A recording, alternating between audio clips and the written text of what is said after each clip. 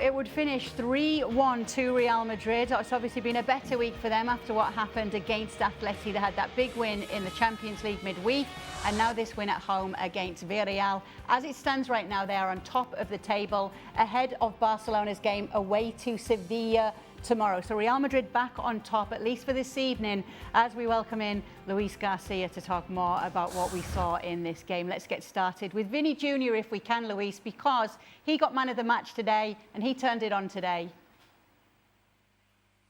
Yeah, and he deserved that man of the match because he was always a threat in the first 45, and not many times that he got on the ball, but every single time was difficult to stop him. And in the second half, they have to give thanks to Marcelino to keep Mourinho into the field with a yellow card.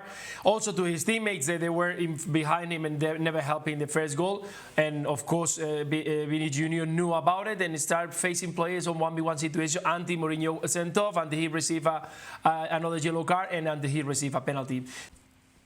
I was surprised in the sense that Kylian Mbappe has been taking them and has done so perfectly well so far this season. However, I think even Kylian Mbappe recognized that Vini was having one of those days and he had drawn the penalty, and in fact there was a shot from the TV cameras that spotted essentially Mbappe giving the ball to Vini. Here you go, buddy, you go and have a go.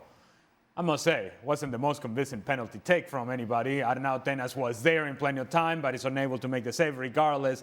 Is yet another goal for Vinny Jr. But what I think is really important is what we were talking about at halftime, is diagnosing where the issues were for Villarreal defensively, and it was in wide areas. Mastantuono on one side had already gotten a yellow card from Cardona. The same thing had happened, particularly and especially with Santiago Mourinho, and that Vinny was killing him in the first half. And somehow Real Madrid went away from that late in the first half. Obviously, not because I said so, not because we mentioned it at halftime, but obviously somebody in that squad of what seemingly is 10 assistant coaches that Xabi Alonso has, somebody must have said, hey, how about we give the ball to Vinny?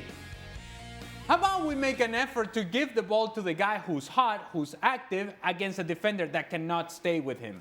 And the first two sequences of attack from Real Madrid in the second half were changes of the point of attack to Vinny Jr., isolation play, go on Vinny, have a go at this guy. And Santiago Mourinho simply cannot defend against Vinny Jr. I must say, Santiago Mourinho simply cannot defend, period. But certainly not against Vinny Jr. And Real Madrid took advantage of that. Having said all that, Real Madrid still gives up a goal and sort of allow Villarreal back into the match up until Santiago Mourinho says, nah, I've had enough of this. I don't want any part of this game. Let me make yet another stupid foul, another dumb foul, second yellow, he gone, and from then on the game was over. As for Xabi Alonso, looking at Vinny and the performance he got from him today, he's got to be pleased with what he saw. Yeah, I mean, if you've got a player with the amount of talent and pace that he has, if you can get him, number one, onside, and number two, working well with Mbappe, there's not a defence on the planet that wants anything to do with you. So for Xabi Alonso, it's fantastic. And for Xabi Alonso, he's actually got Rodrigo coming off the bench and looking just as desperate to do as well as the guy who's just come off. I mean, so for Alonso, this is fantastic. This is, for any coach, this is the place to be in. And Mbappe scoring, standard procedure now, right, Luis? Yeah, we mentioned that he's sharp, he's hot, he's feeling the moment, and he's right in the right place when he matters. And today maybe he could have scored another couple of goals, but he was needed. He was right there, and of course, and right now he keeps going on as a top scorer of La Liga. And if Real Madrid understand this situation, the ball when he's near him, you have to give him, because he's so unpredictable, he's so difficult to read, and that's why he's so dangerous. One more point about Xabi Alonso and the productivity that he's getting from certain players. He makes a decision not to start Jude Bellingham today, whatever those reasons may have been. But there's a certain motivation to Jude Bellingham after what was a demolition, a destruction, a beatdown by Atletico Madrid last weekend. And part of the criticism was, well, why'd you start this guy? He wasn't ready to play. So he didn't start today, comes off the bench, and you see Jude Bellingham running around, sliding challenges, winning 50-50 balls, getting on the end of crosses in the 18-yard box. Probably should have and could have scored a couple of goals in this match. But the third goal comes from a sliding challenge by Jude Bellingham, who allows himself or allows the team to regain possession of the ball in an advanced position. From then they go to score. And it'll go sort of like underreported because we focus on Vini, because we focus on Kylian Mbappe, and rightfully so. But if Jude Bellingham is able to do that for this team, is one more body that physically and athletically can compete and can actually press the ball higher up the field. That adds value to what he does for Xabi Alonso, and it adds value to Real Madrid. Go on. Can I just throw in? There's one thing I didn't like about this. All right, here we go. If I'm Alonso, I am absolutely going up to Mbappe and asking him why he gave the ball to Vinny. If you're 5-6-0 up with 5 minutes to go, then you can give it to whoever you like. I really don't care. But it's the second goal. It's important. It's not, you can't afford to miss it, because all you're doing is encouraging the opposition, and they got away with it. They were lucky because it was a bad penalty, and the goalkeeper probably should have saved it, in my opinion. So is it a big deal then? It's a huge deal. What happens if Vinny misses this? All of a sudden, Villarreal either bunker in well or go up the other end and score. This is my penalty taker, and I decide who the penalty taker is, and when he's on the field, he's taking them. And it's not, I'll look after my charm, and he's doing well, and Vinny's playing really well, so let's give it to Vinny. No. This is professional football. It's not look after your mate. It's a nice gesture, but it's not the time for the nice gesture. Right. So I can see why Mbappe did it, but to Stevie's point, I was sitting back thinking, well, but we're making decisions as if the game is over already. Yeah. And the game wasn't over. But regardless, got away with it. It played no part in the final result of the game, and Vini's feeling a whole lot better about himself, so there you go, everybody's a winner. Do you feel as strongly as that situation as Stevie does, Luis? Yeah, sometimes, because I understand that Stevie, probably when he was a football player, Stevie would have felt like, oh, well, that's a nice gesture, they got a nice connection, or they want to make important.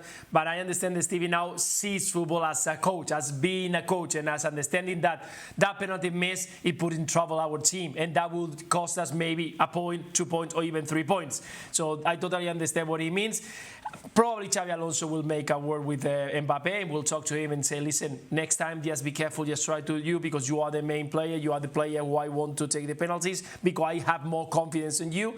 If you are winning 3-0, maybe they will have that conversation, but of course it's very difficult once the players into the pitch take a decision to pass the ball to whatever. We all have that kind of moment of a player who wants the ball because he feels so much confidence and wants to take the penalty, and sometimes it's difficult to make it understand, no, what we have to do is this is the penalty taker for a reason, we have to follow that. So sometimes it's the decisions that players take on the field, difficult for the managers to control it. It's also a tricky situation for Xabi Alonso, because you get Vini feeling good about himself, but then you're going around his back to go to Kylian Mbappe and say, hey, we don't want to be doing this. We want you to take the penalties because the game is not over just yet. And it's on. Could you address them both together? Well, you can, and I think because you have won the game and because he scored the penalty, I think you let it be. You just make it clear to Mbappe, maybe in even a playful manner. You didn't win the penalty or what? You didn't want to score a goal or what? Something to that effect, where it doesn't make it as if you are taking any sort of confidence away from Vini because he just had a good game. You don't want to mess with that confidence. But you also want to make it clear to Kylian, hey, I thought you were the penalty taker. That's it. Yeah, and to think the biggest story going into it was Fede Valverde playing at right back. Looks as though we put a bow on that one now. Well, That's it all was done. big by you and the rest of you. I was just reporting what the reports were saying and just putting it out there. Okay. Alex making a whole big deal out of it. Yes, Alex Kirkland will blame you. Luis Garcia, thank you so much for being with us. We'll hear from you again tomorrow. Sevilla taking on Barcelona tomorrow. Be sure to be with us for that. Celta against Atleti also later in the day. Both games available on ESPN+. Real Madrid today taking on Villarreal and bouncing back from last week's miserable loss to Atleti. Alex Kirkland was at the Bernabeu for us today and was sitting in on Xabi Alonso's press conference. It'd be interesting to hear what the Real Madrid coach had to say, Alex. Yeah, three main topics really, Kay, on Mbappe, Vinicius and Bellingham. And Mbappe, of course, subbed off late on with an injury. We've been told it's a mild or a kind of a minor ankle sprain. Xabi Alonso wouldn't say that he's ruled out definitively with his country for the international break, but he said he'll be evaluated. It looks to some discomfort, doesn't look serious, but he will go and be looked at by his national team's doctors. Of course, if it is, as I say, a mild ankle sprain, comes at a good time for Real Madrid with 15 days now before their next game. On Vinicius Jr., Xabi said, yeah, liked what he saw from him with a decisive performance. He described it as that's the kind of Vinny that we want to see. He said, I like to see him smiling, like to see him enjoying himself. Also questions about Jude Bellingham, his role off the bench. He said he's going to keep getting better. He'll be working during the international break. Of course, he's not going away with England, Bellingham, so he'll have time to keep working on his form, his fitness. He said with some big games coming up in the next month. Xabi, the likes of Getafe, Juventus, Barcelona, of course, on the horizon as well. Bellingham will keep getting better. He wouldn't say if he felt he now kind of regretted bringing Bellingham back into the team too early in the derby and now has sort of rode back things a bit. He wouldn't go that far, but he certainly said that Bellingham is still getting better and after the international break should be much closer to being the Bellingham we're used to seeing. It's all right. Ali Moreno said it for himself on the coverage today. He did the job for him. Yes. Oh, I think Jude Bellingham should be on the field for Real Madrid when he's ready to play. Yeah. He gives them a different element and a different version of what they can be in the midfield and more athleticism and ability to go challenge the ball higher up the field. But he has to be fit and ready to go. Yeah. If he's not, then we'll keep rolling with Güler and Tchouaméni and this guy and that guy. But when he's ready, Bellingham should be the starting 11. Okay. Well, we'll let Alex get ready to go home now. It's been a long day for Alex, and there'll be plenty of more La Liga coverage. Really? Thank you so much, Alex. A long day for us today. too. It has. Thanks, guys. We're nice and warm here in the studio. Oh, Probably still pretty warm in Madrid at this stage I didn't of the think it was season. freezing in Madrid. No, not yet. Okay. Not yet. Here's Sunday's schedule coming up. Both Barcelona and Atleti away from home to Sevilla and Celta, respectively. Make sure to join us for both games. Barca in the morning and Atleti later in the afternoon. All of these games available on ESPN+. However, late drama continuing to follow Liverpool. They lost to Palace by the same scoreline last week.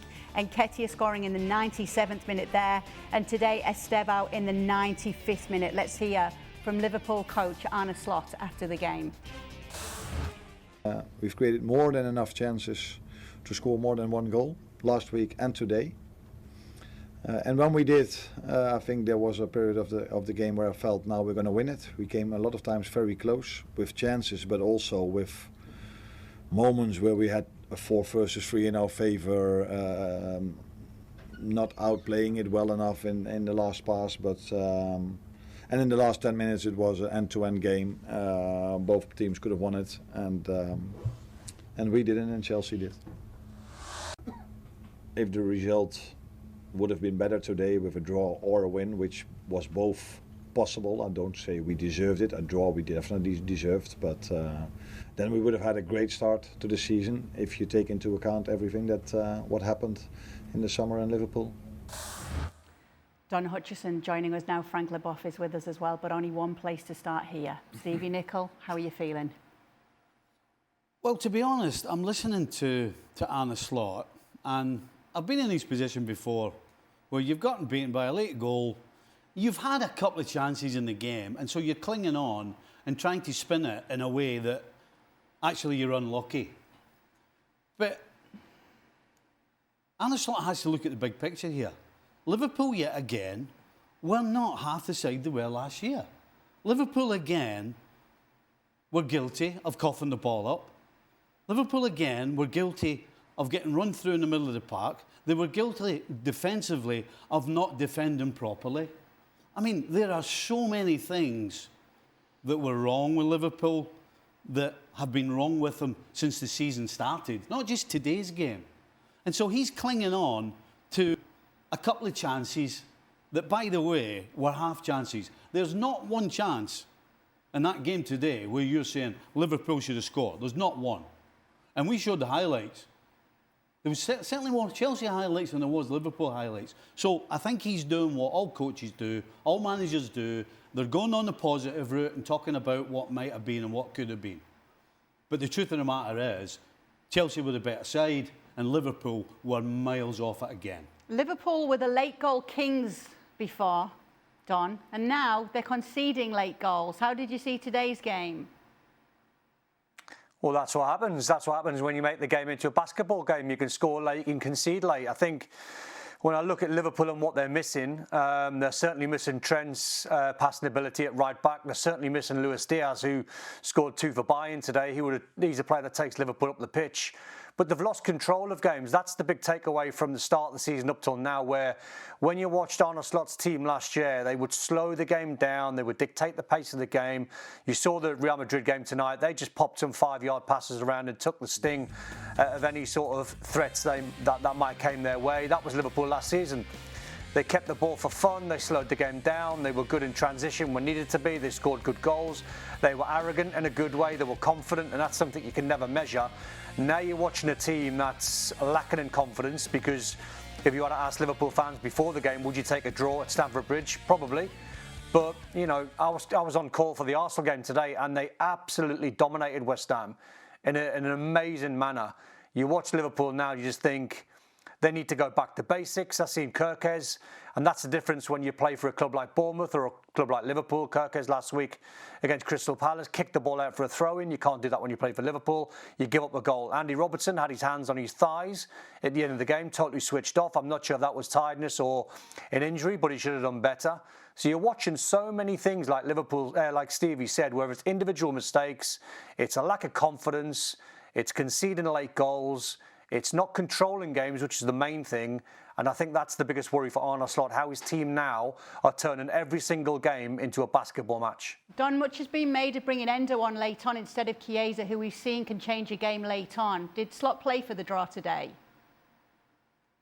Yeah, and I think he was wise to. I think at 1-1, why wouldn't you bring Endo on to secure what you can? You know, you can try and secure a point because you think, right, we've been under it today. It's a brilliant game of football. Caicedo was man of the match by a million miles. I thought he was outstanding. So that in-game management, I think, from Arne Slot bringing Endo on was the right thing to do. Unfortunately, when you give up a late goal, there's no time then to bring Chiesa on. If you're super aggressive, you can try and pick the bones and go, well, Chiesa might have been a player that you might have brought on at 1-1 to try and win the game. I think that in-game moment, I think Slot actually done the right thing, trying to secure a point. Meanwhile, Frank, must mention Chelsea here, because that is quite the win for them so late on against Liverpool, and also managing to do it in front of the home fans too. Oh, that was a great performance from the Blues, and I think it's a deserving win. And I'm glad that Don and Stevie are seeing the truth, and contrary with Arne Slot, because really, while I was listening to him in the post-game press conference, and I say, well, that guy didn't see the first half, I think. Liverpool was completely apathetic in the first half, and I didn't recognize any players, and got a little bit sloppy on the first goal. Virgil van Dijk gave the ball very late to Mamardashvili, and who put the ball in the three, and then they scored the Chelsea scored the goal. We only saw Liverpool a little bit in the beginning of the second half, better of course in the second half, but overall Chelsea for 90 minutes were very good. I agree with Don. Caicedo was very good, but I was very surprised by Badiashile and Acheampong. We did the job. Very strong, organized, talking to each other, covering each other. Even Garnacho did the job, putting Bradley in a difficult situation. Everybody did his job. I'm a big fan of Neto. Everybody worked very hard, and what they did was absolutely what we were expecting from them, playing against the former winner of the PL. But again, Chelsea deserved to win that game. Ale, Estevo's got something about him, hasn't he? Absolutely he does. And I think more importantly than anything, there's a personality to him that doesn't have to be, see me, it's all about me. I'm talking about personality in key moments of games in which he gets the ball, he's facing up defenders, and he's not afraid of the moment. That's personality. That's courage in footballing terms, that I am here to do a job. Please give me the ball. I am aching to get on this ball so that I can make something happen. And there's also something to be said about the fact that he's got fresh legs, young legs, which I cannot say the same thing about Andy Robertson. Estevao basically bets on himself, banks on himself to be able to get to the end of that cross by Cucurella, whereas Andy Robertson sees it developing, but whatever is going on in the brain is not communicating to the legs because the legs are gone. And it has happened to all of us at some point in our career in which you see it happening, you see it developing, and still your legs won't do what you ask them to do. And by the time he realized that Estevao was back there, by the time he realized that ball was coming across, it was all too late. As for the point of Estevao, I think he is a good example among many good examples of Chelsea today that had high energy over the course of 90 minutes. And that is something that we would have said about Liverpool in the past. High energy, sustaining that high energy over 90 minutes. Too many players today, from the perspective of Liverpool, with a tired performance, whereas Chelsea were always on the front foot. A couple of times, some nervous defending, a couple of times, moments of transition in which they could have been cut out. But for the most part, Chelsea on the front foot, high energy, winning 50-50 challenges, Liverpool reacting to Chelsea. The goal comes because Robertson has just done 100 yards. Robertson had just ran from Chelsea's penalty box and come back, and as Don said, he had his hands on his knees because he was gasping for air. That's why they get the goal. You know, you could have stuck anybody in a blue jersey on at the end of that game, going forward. I mean, Liverpool were an absolute shambles by the end. And absolutely, Endo, in my opinion, was not brought on to take the point. McAllister was knackered.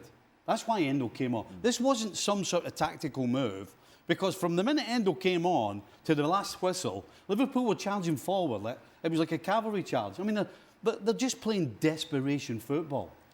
They're desperate. How can you turn an 11 into what Liverpool finished with? Two of your three midfielders are playing in the back line. You've taken your left back off. You've stuck in a left back on who's never going to be able to stick with Estevao or anybody else, or Neto, or anybody. I mean, it's just, by the end of the game, it's a shambles. You turn your midfield into your defence. You turn your defence into people going forward. Your front three, including Mo Salah, who right now couldn't hit a barn door if he was standing in front of it. So where are these struggles coming from with Mo Salah? Do you know, Mo Salah, just personally, is suffering more than anybody because of the fact that Liverpool cannot keep the ball. Mo Salah is not your normal football player. This is a guy who stands on it, gives it away, but he scores goals. And he's always been the same. Right now, there's one piece of those three missing, and that's the goals. And the biggest problem is Liverpool cannot play three passes amongst themselves together. Crystal Palace, Don was talking about Kerkez last week at Crystal Palace, passing the ball out of the field. He wasn't the only one at Palace. It happened twice. It happened twice again today. And if you ever needed any sort of inkling of what the biggest problem is those. When you've got two players who are not connected and the ball's being passed out the field, that's happening all over the field. This is not just a case of a couple of errant passes. Liverpool right now are struggling to pass the ball from A to B consistently and correctly. Never mind making 3 and 4 passes and moving forward comfortably. They're not capable. We watched PSG last week. I don't remember anybody taking more than 2 touches in a PSG jersey. It was out your feet, roll it, out your feet, roll it. Everybody's moving, everybody's playing passes. I don't see anybody playing 2 touch with Liverpool. It's all 2 touches and then it's head up and then looking for a pass. At this level, you don't get that time. And again, the first example is a great example. Liverpool couldn't breathe. They couldn't breathe, and then they couldn't close the ball properly either. I mean, Mike, I could go on here for the next half an hour. But we need to let Frank in. Sorry, Frank, but there's just so many things going wrong. That's all right. There are so many things going wrong, and it comes down to basics. Football, the best teams play the basics the best, and that's what PSG do. Short, sharp, accurate passes. The opposition can't get close enough. I mean, it's what PSG are doing compared to Liverpool right now. They're on 2 different planets.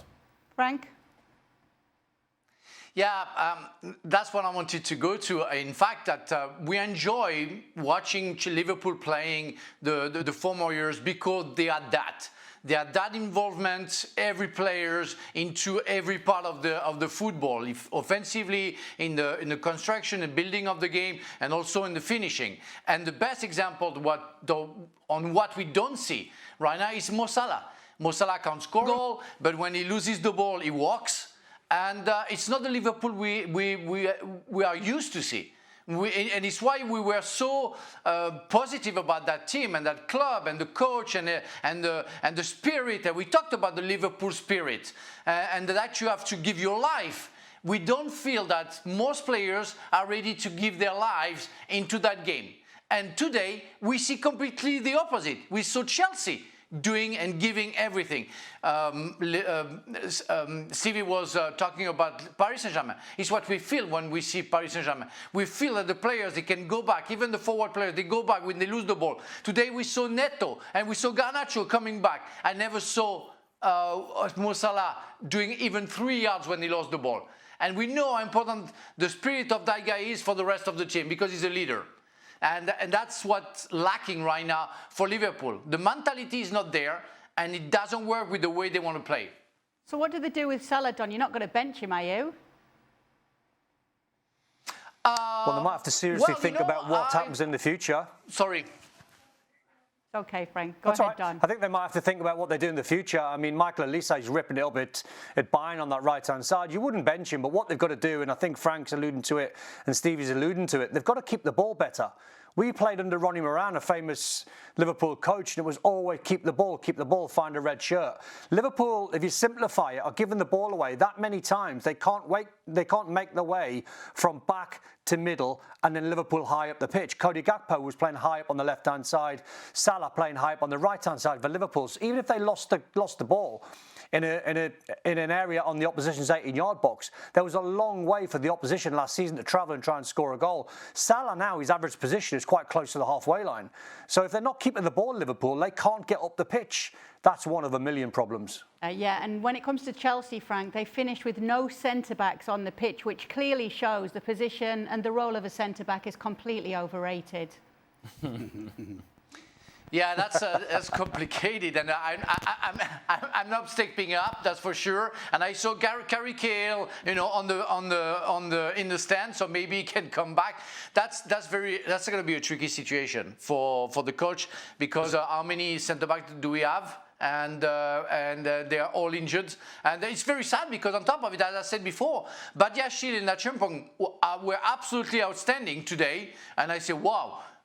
They knew exactly what to do. They were very calm. They were coming and getting the ball in the middle of the park, trying to do the right pass exactly at the right time. I said, "Wow, they're perfect," and they were covering each other.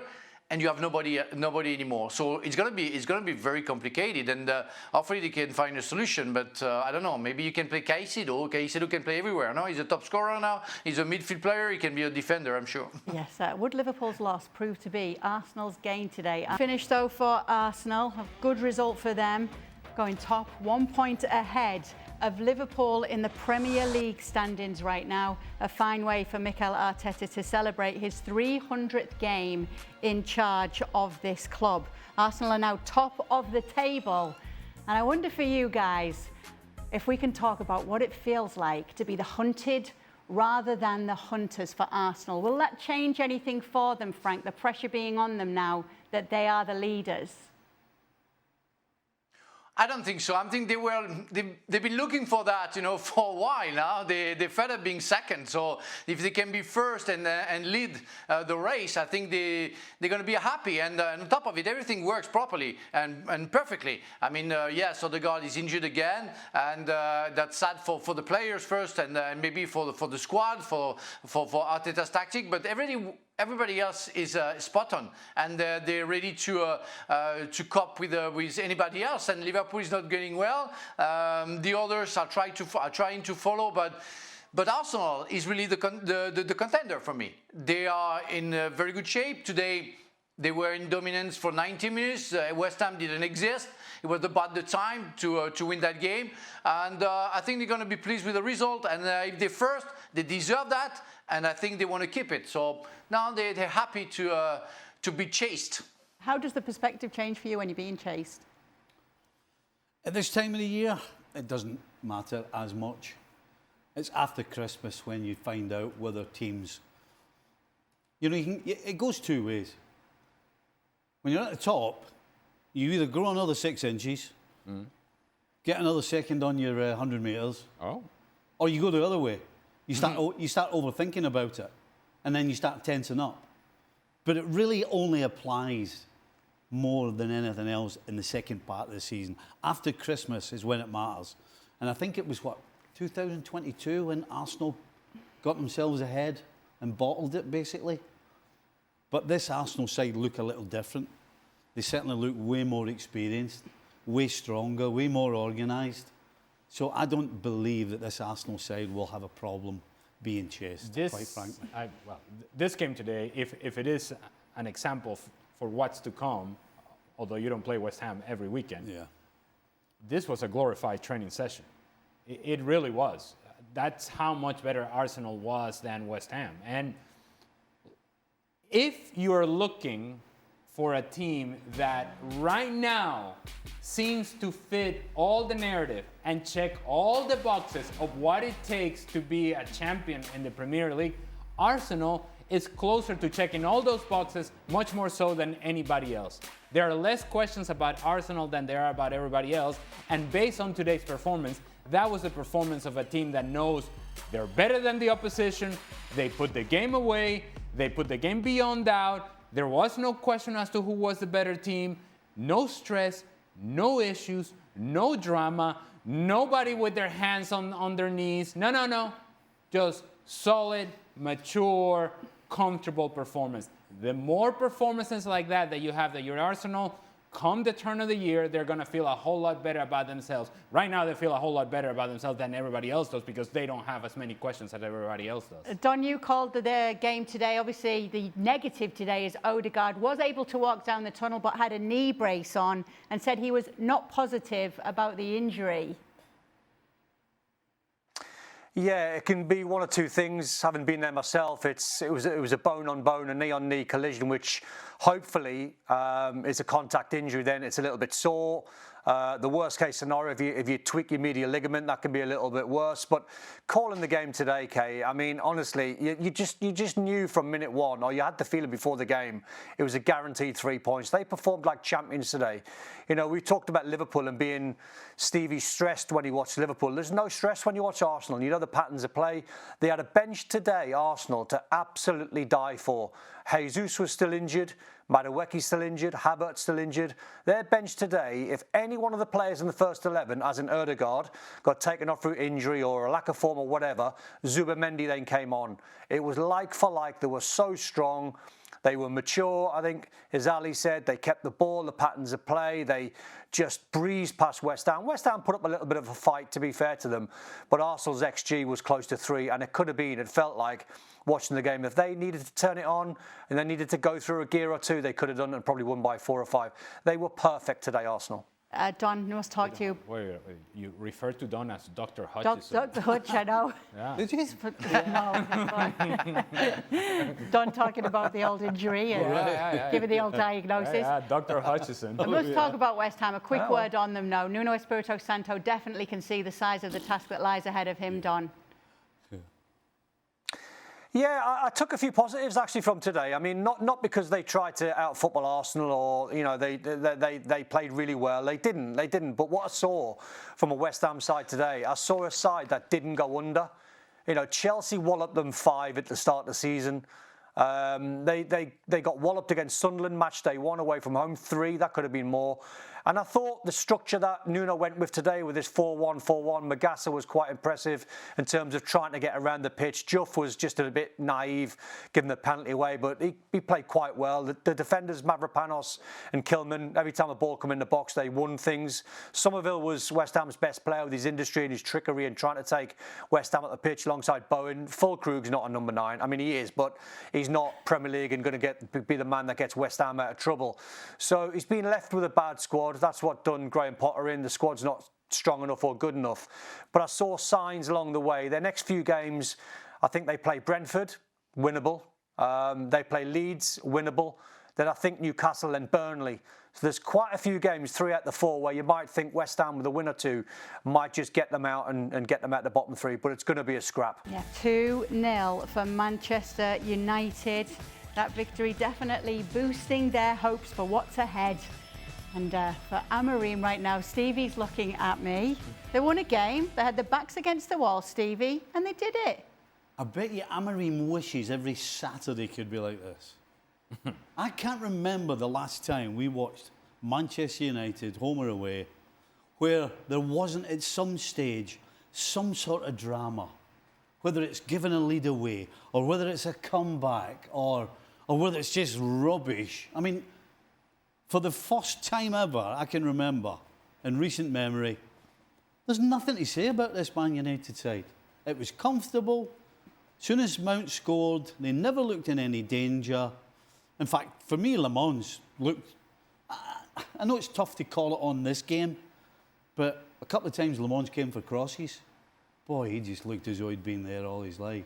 So I've got nothing to say about this performance other than it was comfortable. It's how it should be for Manchester United team playing at Old Trafford against a team like Sunderland. Job done, no panic, no drama, move along to the next game. I have something to say about Manchester United then. They were really good today. They were really good. The first 45 minutes were impressive from Manchester United. Now, it's a low bar where we're starting from Manchester United, and so any step forward seems like a lot, seems like a leap.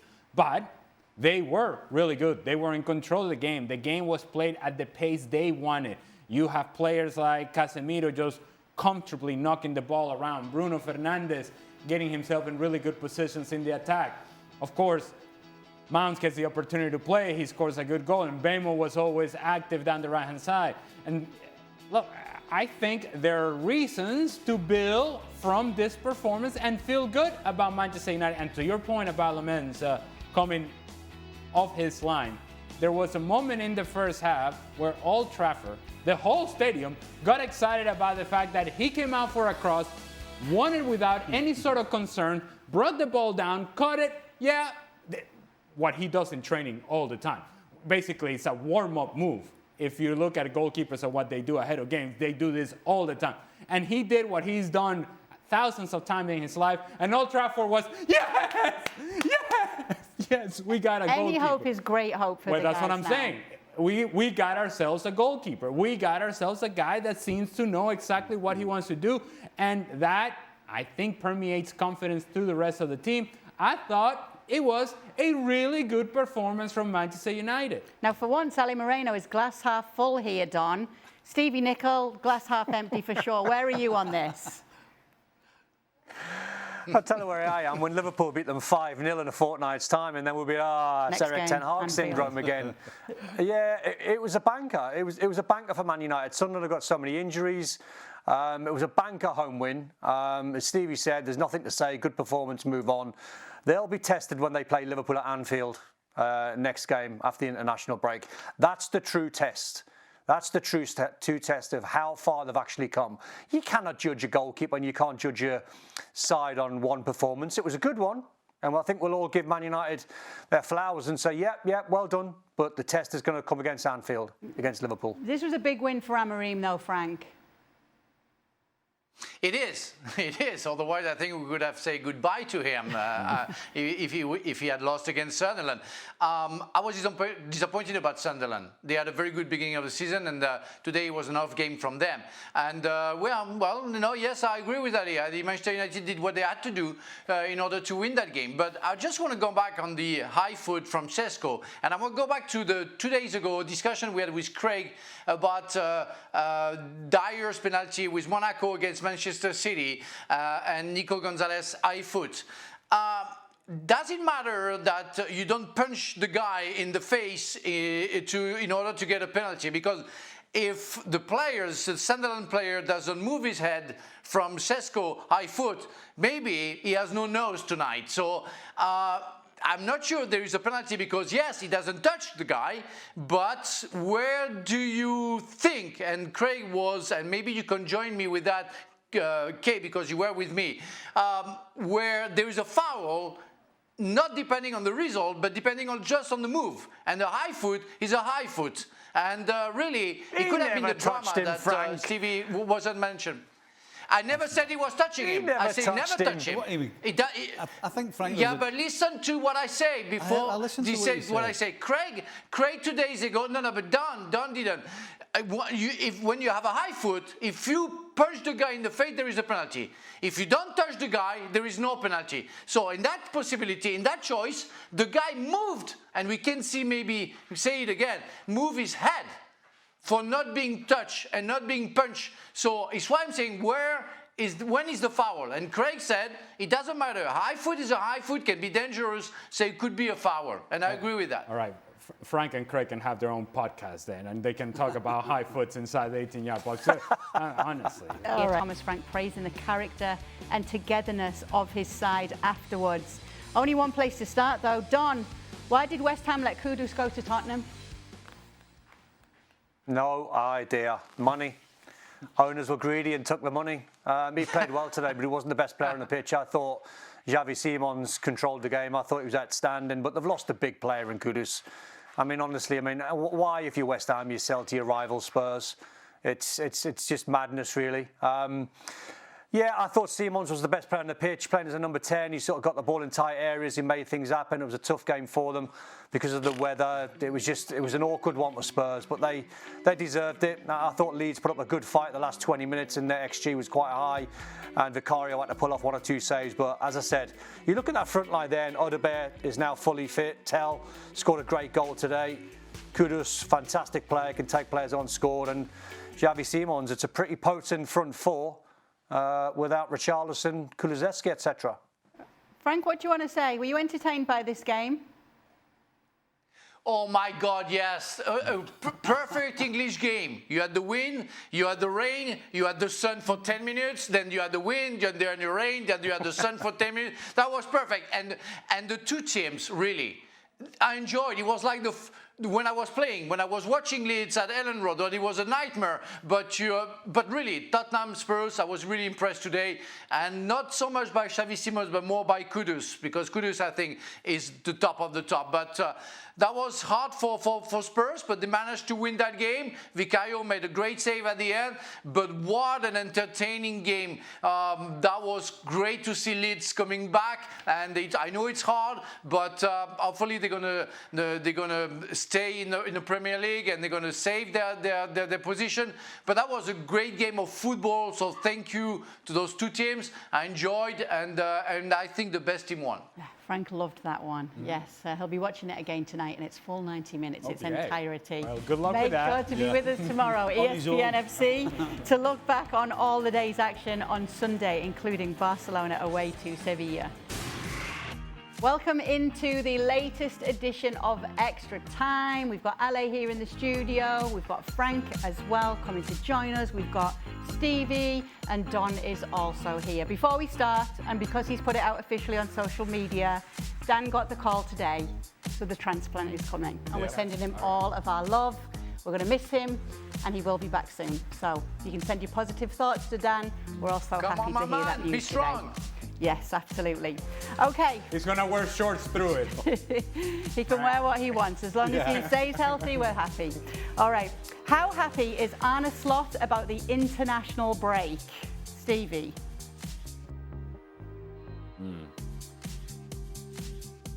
I'm not so sure he is. Yeah. You know, because you want to, when things are not going well, you want to be able to spend time with your players to try and figure out what the problems are and get everybody together. You know, it's a horrible situation when you lose a game like that and then everybody disappears. It's almost like you lose the opportunity just to say exactly what you think right there and then. Well, everything's raw. You know, I used to wait until the Monday or the Tuesday before I really said anything. But sometimes I wish I had just got it all out right after the game, when everybody's raw, when everybody's ready to hear something. But sometimes that gap, you lose the opportunity to say what you really mean and feel, and it really does get through sometimes straight away. So I think he'll probably be wishing that they weren't going away. Maybe, Stevie, maybe Arne Slot can talk to the guys straight after the game against Chelsea. You know what? You know what? I'm happy you're going away, you know, because I would have killed all of you. Yeah. So get out of here. I'm going to see you next time, you know, get some fresh air. And when you come back, I just want the whole time of you because you are a shame right now. So maybe you think. Manchester United next up for them. Sometimes that works, absolutely. All right, Don, with the big spending this summer, is Arne Slot under pressure that he wasn't previously under? What does he do now? We've seen Ancelotti struggle under exact same circumstances last year.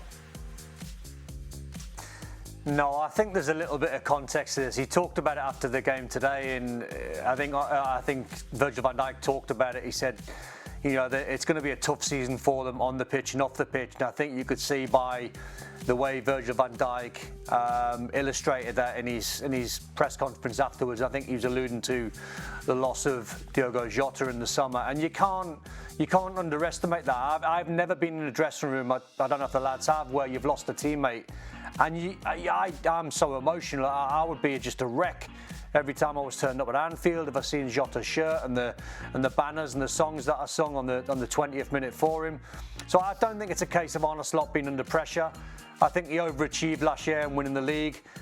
He has got a problem if you want to talk tactically and want to talk how he fits these superstar players into a system, because, you know, how on earth do you try and fit Ekitike, Isak, Florian Wirtz, Salah?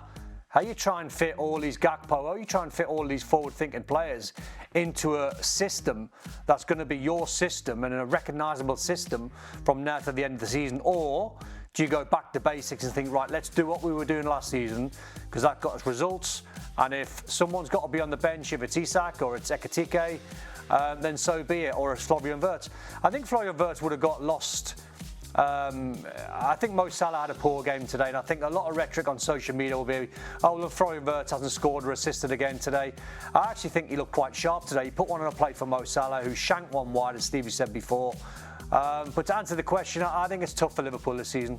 OK, Ale, is this finally the season for Arsenal to take advantage of the other big teams' inconsistency and actually go all the way in the Premier League? Well, let me make this very clear and concise as possible. 100% yes. Yes. This is a moment.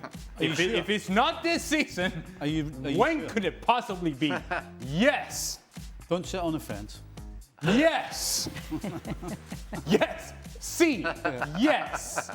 Yeah. I was waiting for the German one. Come on. All right. Stevie, start, bench or drop in order of the effect they will have on the results of their teams this season. Gyökeres, Šeško and Isak.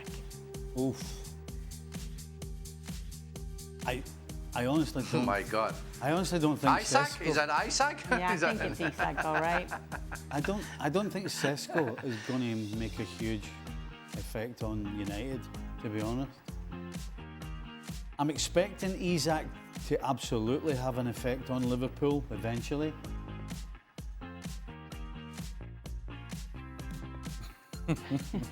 You okay? Yeah, I'm really stuck with the Gyökeres one. You need a minute? Yeah, I'm really stuck with the Gyökeres one. Yeah, I don't think Šeško's in. So you're going to drop in Šeško. You can at least say that. Yeah, I'm dropping Šeško. Okay. I'm going to start Isak. And I'm going to bench Gyökeres. Ooh. Hopeful. Well, because we know that Isak can and has scored goals in the Premier League. We know that. That's a fact. Right now, he's not 100% fit. So we can't judge him when he's not 100% fit. And it's certainly hard to judge him when he's playing in a team that's just not functioning. So, and Gyökeres is a little unknown in the Premier League. Let's just put it that way. Obligatory percentage question for Don. Percentage chance Christian Pulisic wins Player of the Year in Serie A. Every chance. I've covered their last 2 games and he's been phenomenal. Best form, I think, in his career so far. Percentage chance? 70. 70? Yeah, he's on fire, Stevie. On fire. It's only October. Well, I'm just. It's the beginning of the season. I'm not in a. I can't time travel. I can't time travel for 4 months' time. I can just tell you what my percentages are today. The kid is on fire. Think about what you said, right? If you said... So why do you give 70%? Why do you give 70% if you can't... 70% is what? 70% is right here, right now, Frank. 70% is right here, right now. He's on flames, the kid. All right. It was your question, Don. I'll remind them all. All right. Is it unfair to give yellows to coaches, Frank, who celebrate with their players without disrespecting opponents? Maresca surely didn't deserve the second yellow card. Are coaches not humans? Yeah, they are, and especially with the pressure that they are under, I think it's only fair. And he didn't do anything bad. It's not like he was teasing the opponents. He was just celebrating with his players. Remember seeing that with Jose Mourinho as well in the past, and so many others. Yes, I think it was unfair. And it's not because it's the Chelsea coach. It would have been anybody else. I can understand that you feel the pressure being released and you just want to enjoy. And he's been a player, so he knows that how cool he can be. So for me, it was unfair. Oh, Ali. Start, bench or drop. Stevie's pronunciation of Liverpool players' names. Shaka's Eurasia knowledge. Oh boy. Or Don's percentages. Oh, this is an impossible. Well, for those for those that may not know, Xhaka in his power rankings had Karabakh. Yep.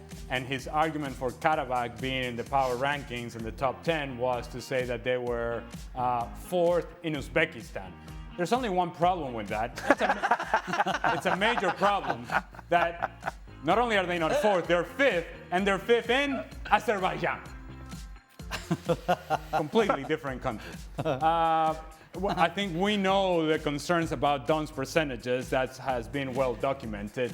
Even tonight. He just put himself right in the picture. Yes. Well, your pronunciation in the studio of Lamens was quite off tonight, guys, I have to say. Lammers, not Lamons. Okay, we're talking about your percentages. Yeah. Incorrect at the time, didn't you, Don? Our pronunciation pales into insignificance with your percentages. Right. Okay. True. But if you, talking about pronunciations, if you watched Stevie Olo last week, throw around Mamardashvili, Soboslai, Kerkez. Kamadashvili. Yeah, at one point I was watching the show at home and I heard him say Mamardashvili, and I said, is there a K? Did he use a K in this? Is there a double K, Mamardashvili? And the other ones are, and I would use your pronunciation, Sloboslai, for whatever reason. And it cannot be Kerkez, it's Kerikez. I have no idea where you got that from. That's a bird. That's a bird. And then he got really proud of himself today because he's like, at least I can say Mastantuano instead of Mastantuano. So you got that wrong too. Look, I think right now, and it may be recency bias, I'm going to say you start Stevie's pronunciations. You bench Xhaka's Eurasian knowledge, and Don's percentages get dropped because it's all news.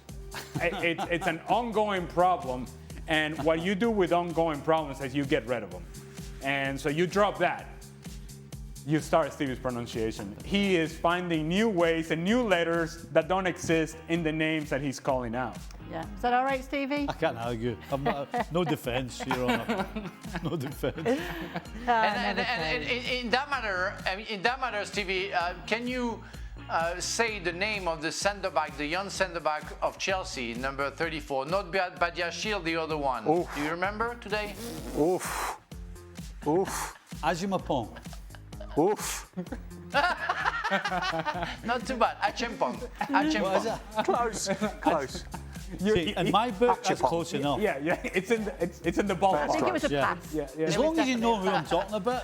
Yeah. We have That's all you need we to have the letters. We have the letters. That's good. So the current starting goalkeeper for Liverpool is who? Mamadashvili. Hey! I got that one. I'm about to give you a hug. I'm going to give you a hug. That's all we've got time for on the latest edition. Don is he's not impressed by your pronunciation, by the way. He didn't think Don't that look you- like it. He's taking notes on all of us. We've just found out tonight. I was. You know, that's all right. all right. We'll watch Don's We'll be pronunciation ready, from here Don. on out. We'll be ready. Yeah. We'll be ready for your slip-ups. All right, thank you so much for sending in your questions. Please send your love to Dan Thomas. He got the call today for his transplant, and we're sending all our love Go on, from Dan. the studio. Anybody.